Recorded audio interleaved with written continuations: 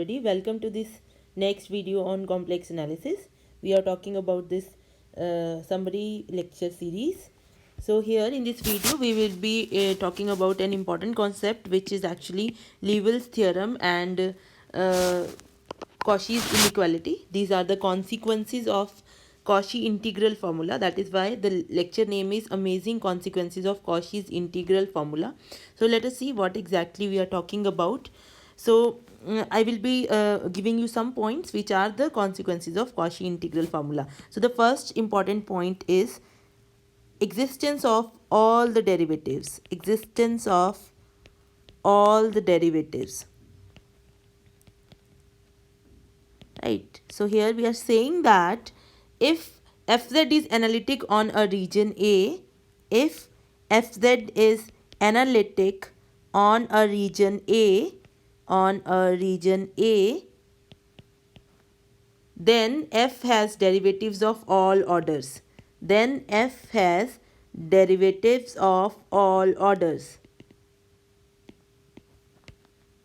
Now you see, this is a big statement to make. In case of function of real variables, if we have f dash z existing somewhere, we are not sure whether f double dash z exists or f triple dash z exists and so on. So we are not sure in case of a complex variable. So we will just write f dash x f double dash, right? But here we are making this statement that if you have a function f of z and you have a domain A, your function f of z is analytic on this region A, then f has derivatives of all orders. So when we are saying that fz is analytic on A, it means that at any point f dash z exists, and also in a neighborhood of that point f dash z exists. So we are saying that not only f dash z exists, but derivatives of all orders exist. So let us see how you can say that. Suppose z naught is any arbitrary point. Let z naught be any arbitrary point in the domain A, arbitrary point in the domain A, right? Then what you can do, you can draw a circle, small circle, very small, around z naught, such that you completely stay inside A, completely stay inside A, right? So you have a small circle around z naught, you are completely inside A. So we have a circle, let us call this circle as CR, right? So you have a circle around the point z naught and you are calling that circle CR. Now your function fz is analytic on and inside CR. Therefore, you have a formula for fz naught, which is 1 by 2 pi iota integral along CR. You have your fz upon z minus z naught dz. Then you have a formula for f dash z naught also, that is from Cauchy integral formula, 1 by 2 pi iota integral along CR fz upon z minus z naught square dz. And then you have f double dash z naught formula, 1 by 2 pi iota integral along CR fz upon z minus z naught cube dz, and so on. In general, you have the formula for nth derivative, which is here you have 2 factorial also. So which is n factorial upon 2 pi iota integral along CR fz upon z minus z naught raised to power n plus 1 dz.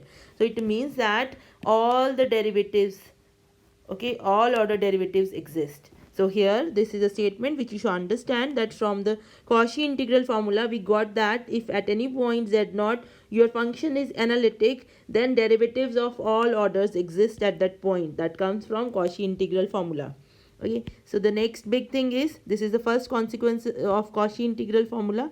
So next thing is Cauchy's inequality. So you will see that in many problems which you will be seeing in CSIR, UGC exam or GATE exam, they are based on Cauchy's inequality. Cauchy's inequality. So let us see what this exactly is, Cauchy's inequality. This says that, let me write down the statement, then I'll tell you what exactly it is. Let CR be the circle z minus z naught equal to r. So you have a circle CR which is z minus z naught equal to r. Assume that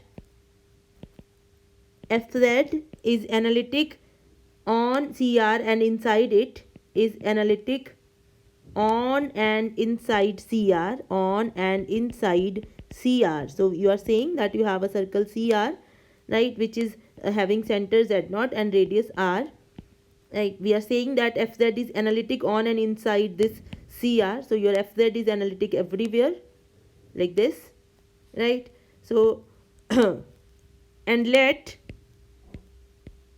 mr is equal to maximum of fz where z is on CR. So it means that on this boundary, suppose fz has a maximum, its modulus has a maximum which is equal to mr, then this nth derivative at the point z0 is less than is equal to n factorial mr upon r raised to power n. So this is actually very simple to prove. This is important result which will be used many times. So although in the summary videos we are skipping the proofs, but because this proof is very small and that give you a good feeling that you know inside of what is happening. So that is why I am just proving it here. So we already have from Cauchy's integral formula, so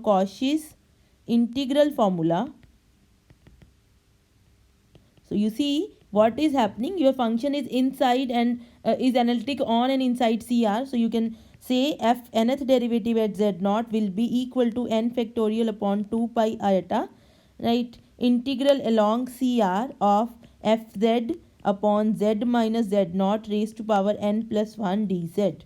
Okay.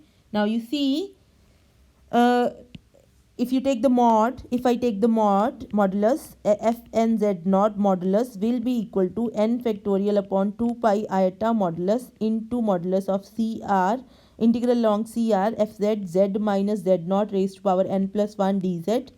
Okay, now this is equal to n factorial upon 2 pi. This is less than equal to, I'll bring this modulus inside. So this is integral along CR mod of fz upon z minus z naught raised to power n plus 1 dz mod. Right. Now you see, we are saying that this quantity is less than is equal to mr. This quantity is less than equal to mr. And z minus z naught on CR is equal to r. Right. So is equal to r, this radius you are saying capital R. So this is capital R. Fine. So this is a constant, you can bring it out. So this is equal to n factorial upon 2 pi iota, sorry, not iota is consumed in modulus, mr upon r raised to power n plus 1 integral along CR of dz. Right, now this is nothing but length of CR which is 2 pi r. So this is equal to n factorial 2 pi mr upon r raised to power n 2 pi r. So you get n factorial mr upon r raised to power r n. So it is very important that nth derivative of f is bounded by this number. Okay, so if your fz is bounded on the disk, on the circle, so this is the bound of fz on the circle CR, and r is the radius of the circle, then this is the bound for nth derivative of f at z0. Right. Now the next important thing which is very useful is third consequence of Cauchy integral formula is Liouville's theorem. So what is Liouville's theorem? This says that assume fz is an entire function. Assume fz is an entire function.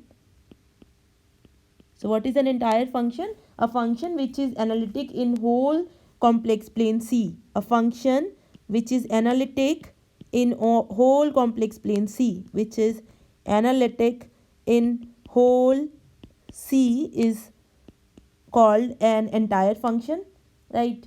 So you have a function fz which is entire, okay, and let this is bounded on C also, and let fz is bounded on C also, bounded on C.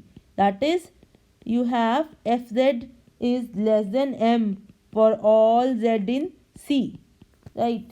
Then fz is constant. Then fz is constant.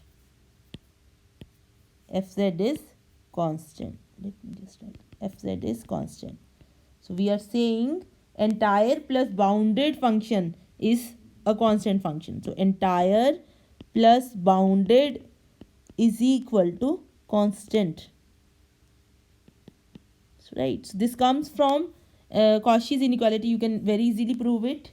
So suppose z naught is any point, so proof is very small, that is why I'm doing it. Suppose you have this complex plane C, z naught is any point, let z naught be any point in C, right? What you do, for any circle of radius r, you draw a circle of radius r can be anything. For any circle of radius r, right, you have f dash z naught by Cauchy's inequality. This will be, if you have 1 here, this will be 1 factorial will be less than is equal to 1 factorial m, because m is the bound on fz. So in fz is less than is equal to m for all z in C, mod of fz. So in particular on CR also, right, you call it as CR. So you on CR also fz is less than is equal to m. So you have 1 factorial m upon r. So what you get, that f dash z naught is less than is equal to m upon r. And this r can be as big as we want. So in fact, it can go to infinity. So therefore, we are saying that mod f dash z naught is less than is equal to 0. Something upon infinity is 0. So it implies that f dash z naught is equal to 0 for all z naught in C. So derivative is 0 everywhere. It means that fz is constant. Okay, so everywhere its value is same. So you see, this is very important, that entire function, entire means analytic everywhere on complex plane, plus boundedness, entireness plus boundedness gives you a constant function. Okay, so here you can think of this, for example, if you think of entire functions, so entire functions which come to your mind are the polynomial function in a n z n plus a n minus 1 z raised to power n minus 1 plus so on, a naught, this is an entire function. Then you can have sine z is an entire function, e raised to power z is an entire function. All these are entire functions but not bounded. That is why they are not constants. Okay, so you, whenever you have a function which is entire and bounded, it has to be a constant function. That is what we are saying. You cannot have a function which is entire and bounded. Fine. So that is the thing we are trying to say here in Liouville's theorem. So last but not the least, this freely gives you something called fundamental theorem of algebra. Okay, from here you can very easily prove, you can very easily now prove the fundamental theorem of algebra. Fundamental theorem of algebra. What is the fundamental theorem of algebra? It says that if you have a polynomial of degree n, any polynomial pz which is a naught plus a1z plus a2z square plus so on, anz raised to power n, an not equal to 0 has exactly n roots.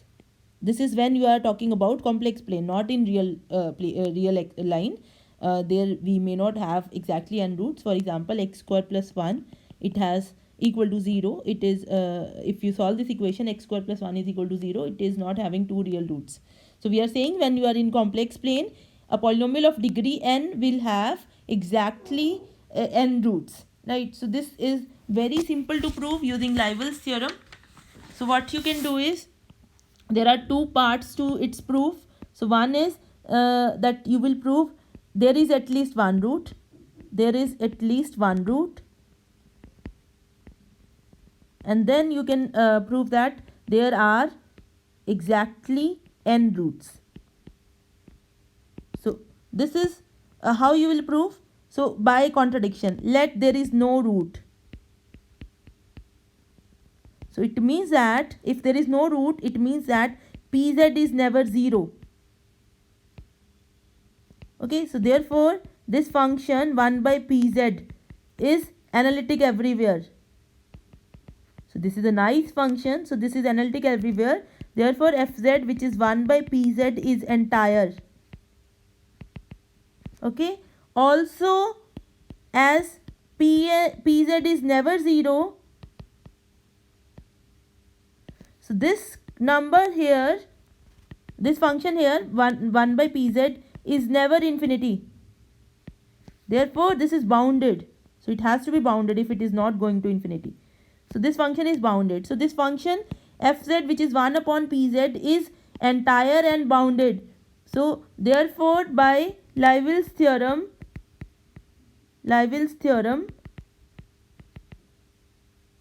f of z, which is 1 upon pz, is constant. Right. So this implies if 1 upon pz is constant, it implies pz is constant, which is a contradiction. Right. Therefore, because we know that polynomial is not a constant function, which is a contradiction. Therefore, there is at least one root. There is at least one root for a polynomial of degree n. Now, to prove that exactly n roots are there, it is quite simple. What you do, pz, you just prove that there is at least one root. So you can write it as z minus z into qz, where this is a polynomial of degree n minus 1. Polynomial of degree n minus 1. And again you apply the same theory here. So it has at least one root. It has at least one root.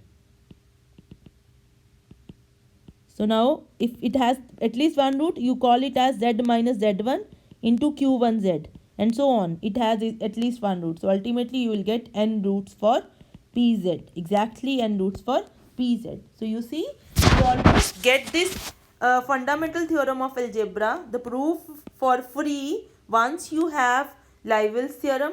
So Liouville's theorem is a consequence of Cauchy's inequality, and Cauchy's inequality is a consequence of Cauchy integral formula. Now you see the usefulness of Cauchy's integral formula here. Okay. Thank you for watching. Please share this video and subscribe to this channel.